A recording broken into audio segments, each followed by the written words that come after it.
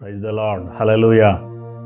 మన ప్రభు అయిన యేసుక్రీస్తు నామములో క్రీస్తునందు ప్రియులైన దేవుని పిల్లలకు మీకు నా హృదయపూర్వకమైన వందనాలు. అందరికీ దేవుని మహాకృపను బట్టి మరి మీరందరూ క్షేమంగా ఉన్నారని అనుకుంటా ఉన్నాను. నిత్యము మీ కొరకు తప్పకుండా ప్రార్థన చేస్తున్నానని చెప్పుట్లో అలాంటి సందేహం లేదు. దేవుని పిల్లలుగా మనం సంతోషంగా, ఆనందంగా, సుఖముగా, నెమ్మదిగా, ఆయురారోగ్యాలతో ఉండాలని ప్రభువు కోరుకుంటా ఉన్నాడు. మీకు ఎదురవుతున్న ప్రతి పరిస్థితి నుంచి కూడా దేవుడు తప్పకుండా విడిపిస్తాడు. దేవుని సన్నిధిలో కనిపెట్టి ప్రార్థన చేయండి. దేవునికి అసాధ్యమైనది ఏదీ లేదు. ఈ పూట దేవుడు మనతో చెప్పాలనుకున్నటువంటి ఒక శ్రేష్టమైన మాటను మనం ధ్యానం చేద్దాం. వినండి. విని అనేకులకు ఈ విషయాన్ని షేర్ చేయండి. తద్వారా వారు కూడా దేవుని మాట విని తప్పకుండా ఆశీర్వదించబడతారనే నమ్మకం నాకుంది. దేవుడు మనకు సహాయం చేస్తాడు. దేవుని వాక్యంలో మత్తయి సువార్తలో 8వ అధ్యాయము 2వ వాక్యంలో, ఇదిగో కుష్ఠరోగి వచ్చి ఆయనకు మ్రొక్కి, ప్రభువా నీకిష్టమైతే నన్ను శుద్ధినిగా చేయగలవనెను. దేవునికి మహిమ కలుగునుగాక. చదువుకున్నటువంటి వాక్య భాగంలో ఒక అద్భుతమైన మాట రాయబడి ఉంది. ఏంటయ్యా మాట అంటే, నీకు ఇష్టమైతే, ప్రభువా నీకు ఇష్టమైతే అని ఒక కుష్ఠరోగి యేసు ప్రభువు దగ్గరకు వచ్చి నీకు ఇష్టమైతే అని అంటున్నాడు. ప్రభువా నీకు ఇష్టమైతే. వాస్తవమే, చాలామంది మనలో దేవునికి ఇష్టలుగా ఉండటానికి ప్రయత్నం చేయరు. దేవునికి ఇష్టలుగా లేనందువలన చాలా ఆశీర్వాదాలు మనం కోల్పోతున్నాం, మేలులు కోల్పోతున్నాం. దేవునికి ఇష్టలుగా లేనందువలన నిత్య జీవాన్ని సైతం కోల్పోతున్నాం. దేవునికి ఇష్టలుగా ఉంటే మనము దేవుడు మన జీవితాల్లో ఏదైనా చేయగలం. వాక్యంలోనే రాయబడి ఉంది. సామెతల గ్రంథము 3వ అధ్యాయము 12వ వచనంలో, తండ్రి తనకిష్టుడైన కుమారుని గద్దించు రీతిగా, తండ్రి తనకిష్టుడైన కుమారుని ఏం చేస్తాడంట? గద్దిస్తాడు. దేవుడు కూడా మనమంటే ఆయనకి ఇష్టలం గనుక ఆయన మనల్ని ఏం చేస్తాడు? గద్దిస్తాడు. ప్రేమించేవాడు గద్దిస్తాడు. ఎవరైతే మనల్ని ప్రేమిస్తారో వాళ్ళు గద్దిస్తారు. దేవునికి ఇష్టలుగా మనం ఉన్నప్పుడు, ఆయన్ని ప్రేమిస్తున్నప్పుడు ఆయన మనల్ని గద్దిస్తాడు. చాలామంది కుటుంబాల్లో కూడా వాళ్ళకి ఇష్టమైన వాళ్ళు ఉంటారు. కుటుంబాల్లో తండ్రికి ఇష్టంగా నడిచే పిల్లలు ఉంటారు, లేదా పెద్దవాళ్ళకి ఇష్టలుగా నడిచే పిల్లలు ఉంటారు, కుటుంబీకులు ఉంటారు.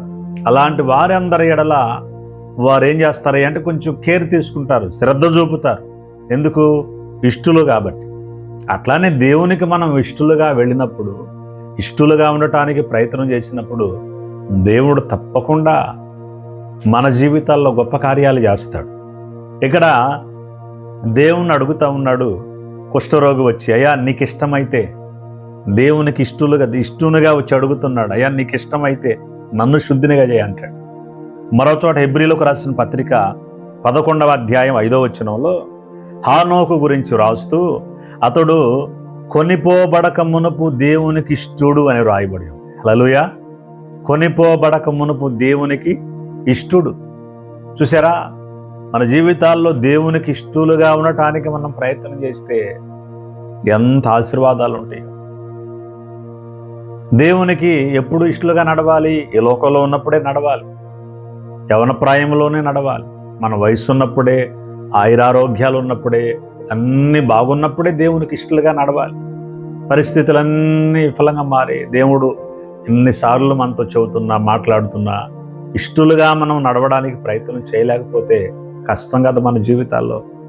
కాబట్టి హానోకు ఈ భూమి మీద ఉన్నప్పుడే, కొనిపోబడక మునిపే దేవునికి ఇష్టడుగా ఉన్నాడు. కుష్ఠరోగి వచ్చి, దేవా నీకు ఇష్టమైతే అంటున్నాడు. దేవునికి ఇష్టమైతే, దేవునికి ఎప్పుడు ఇష్టమవుతుందంటే నువ్వు ఆయన్ని ప్రేమించినప్పుడు, ఆయనకి లోబడినప్పుడు, ఆయన గద్దింపును ప్రేమించినప్పుడు. గద్దింపుకు లోబడరు చాలామంది. ఈ రోజుల విశ్వాసుల పరిస్థితి ఏంటంటే గద్దింపును తిరస్కరించే వారిగా ఉన్నారు. ఎప్పుడైనా మనం గద్దింపును తిరస్కరిస్తామో అక్కడే ఆశీర్వాదం కోల్పోతున్నాం ప్రియులారా. గద్దింపును అసహించుకొని వాడు పశుప్రాయుడు అని సామెతల గ్రంథంలో చదువుకుంటాం కదా. కాబట్టి గద్దింపును తిరస్కరించకూడదు. యేసయ్యకు మనం ఇష్టం కాబట్టి, మనమంటే ఆయనకి ఇష్టం కాబట్టి అనేక పర్యాయాలు తప్పిపోతూ ఉంటే మన కొరకు శ్రేష్టమైన ఆశీర్వాదాలు మనం కోల్పోతామని ఆయన మనలను ప్రేమించి గద్దిస్తాడు. ఆ ప్రేమలో ఆయన గద్దింపు ఉంటుంది. అప్పుడు నువ్వు లోబడినప్పుడు దేవుడు నీకు శ్రేష్టమైన అనుగ్రహిస్తాడు. దేవునికి మనం ఇష్టలుగా వెళితే ఆయన కూడా మన విషయంలో ఇష్టపడతాడు. ఏ విషయంలో? బాగు చేయటానికి, స్వస్థపరచడానికి, కృప చూపటానికి ఇష్టపడతాడు.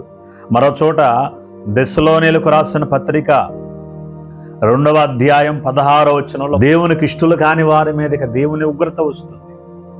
కొంతమంది మనుషులకు ఇష్టలుగా ఉండటానికి ప్రయాసపడతా ఉంటారు.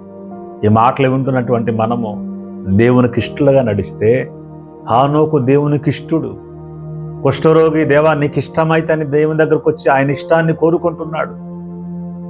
అదే సమయంలో కీర్తనాకారుడు 18వ కీర్తన 19వ వాక్యములో, నేను ఆయనకు ఇష్టడను గనుక ఆయనను తప్పించను అని కీర్తనాకారుడు అంటున్నాడు. ఈ మాటలు వింటున్న మనం అందరం దేవునికి ఇష్టలుగా మార్చబడితే ఎంత ఆశీర్వాదాలు ఉన్నాయో, ఎంత దీవెనలు ఉన్నాయో. మనం ఏ పరిస్థితుల్లో ఉన్నా దేవునికి ఇష్టలుగా నడవాలి. బట్టి మన జీవితాల్లో దేవునికి ఇష్టలుగా నడవడానికి ప్రయత్నం చేద్దాం. స్వస్థతను పొందుకుందాం, మేలును పొందుకుందాం. ప్రమాదం వచ్చినప్పుడు దేవుడు తప్పిస్తాడు. అన్ని విషయాల్లో ప్రభు సహాయం చేస్తాడు. దేవునికి ఇష్టలుగా లేకపోతే దేవుని ఉగ్రత వచ్చింది. అది అలా ఎందుకు మనకి? హానోకు దేవునికి ఇష్టడుగా నడిచాడు, కొనుక్కోబడ్డాడు. కాబట్టి మన జీవితాల్లో కూడా దేవునికి ఇష్టలుగా నడుద్దాం. దేవుడిచ్చే ఆశీర్వాదాలు మనం పొందుకొని ఆయన కృపలో ఎదుగుదాం. అలాంటి కృప పరిశుద్ధాత్మ దేవుడు మనందరికీ అనుగ్రహించునుగాక. దేవుడి మాటలు దీవించునుగాక. దేవుడు మనందరిని దీవించునుగాక. God bless you all. Praise the Lord. Hallelujah.